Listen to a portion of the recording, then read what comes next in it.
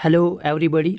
In this session we are going to discuss about numerical expression and algebraic expression.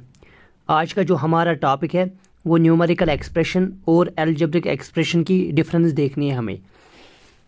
तो हमने यहाँ पे लिखा है सम ऑफ 3 and 7।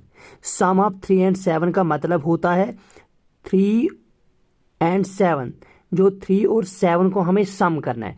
सम का मतलब होता है प्लस करना। तो मैंने यहाँ पे लिखा 3 + 7, 3 + 7। जो ये 3 है हमारे पास, जो ये 3 है, ये इसको कहेंगे नंबर पार्ट है, नंबर पार्ट। तो प्लस जो यहाँ पे सिंबल है तो इसको कहेंगे ये ऑपरेटर है। कौन सा ऑपरेटर है? इसको कहेंगे ये एडिशन ऑपरेटर है। तो 7 भी एक नंबर पार्ट है, 7 भी हमारे पास क्या है? Number part. तो दोनों 3 भी नंबर पार्ट है, 7 भी नंबर पार्ट है, और इसके बीच में जो है इसको कहते हैं ऑपरेटर। तो जब हमने सम ऑफ 3 and 7, 3 and 7 को हमें आपस में सम करना है। जब हमने किया 3 + 7 बन गया, तो ये जो ये बन गया 3 + 7 जो बन गया, इसको कहेंगे न्यूमेरिकल एक्सप्रेशन। न्यूमेरिकल का मतलब होता है नंबर एक्सप्रेशन। इसमें सिर्फ नंबर्स है, इसलिए इसको न्यूमेरिकल एक्सप्रेशन कहते हैं। Why it is called a numerical expression? Because it includes only numbers, that is why it is called a numerical expression. इसलिए इसको न्यूमेरिकल एक्सप्रेशन कहा जाता है। तो इसके बाद sum of a number, sum of a number and 7। Sum of a number, यहाँ पे नंबर नहीं दिया गया है, यहाँ पे नंबर जो है ये है अननोन वेरिएबल। कोई भी अननोन वेरिएबल, अननोन वेरिएबल का मतलब होता है x, y, z एंड 7। तो हमने सम ऑफ ए नंबर, नंबर हमने यहाँ पे x लिया, तो उसको करना है सम। ये जो लिखा है सम, वो यहाँ पे मैंने इसकी सिंबल लिखी है प्लस, एंड 7। तो 7 से इसको क्या करना है? ऐड करना है। तो यहाँ पे बन गया x + 7।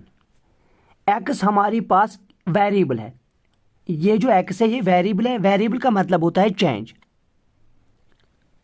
तो यहाँ पे प्लस है तो एडिशन ऑपरेटर है, इसको ऑपरेटर कहेंगे या कहेंगे एडिशन ऑपरेटर। 7 एक कांस्टेंट टर्म है, तो इसको कहेंगे अलजेब्रिक एक्सप्रेशन।